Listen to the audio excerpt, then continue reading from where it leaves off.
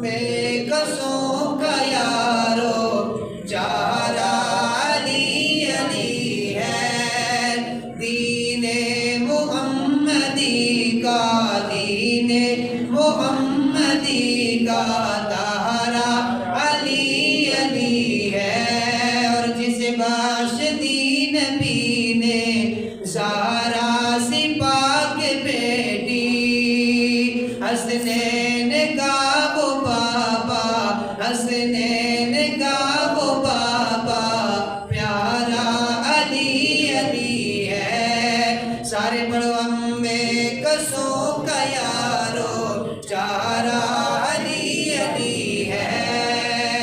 حضرت مولا کائنات مولانا شیر خدا رضی اللہ تعالیٰ عنہ آپ خود فرماتے ہیں کہ میں سب سے پہلے حضور صلی اللہ علیہ وآلہ وسلم کے ساتھ نماز ادا کرنے والا ہوں۔ حفیظ کا بیان ہے کہ میں ایام جاہلیت میں مکہ گیا، عباس بن عبد المطلب کے ہاں یہاں میں ٹھہرا، میں زور کے وقت خانہ کعبہ کی جانب جب میں نے دیکھا ایک نوجوان شخص آیا جس نے آسمان کی جانب دیکھا اور پھر قبلہ رخ ہو کر کھڑا ہو جاتا ہے، پھر تھوڑی دیر بعد ایک اور نوجوان شخص آتا ہے، وہ اس کے دائیں جانب کھڑا ہو جاتا ہے، پھر تھوڑی دیر گزرتی ہے، ایک خاتون آتی ہے، ایک عورت آتی ہے جو ان کے پیچھے کھڑے ہو جاتی ہے، پھر انہوں نے اس نوجوان کے ساتھ رکوع کیے، سجدے کیے۔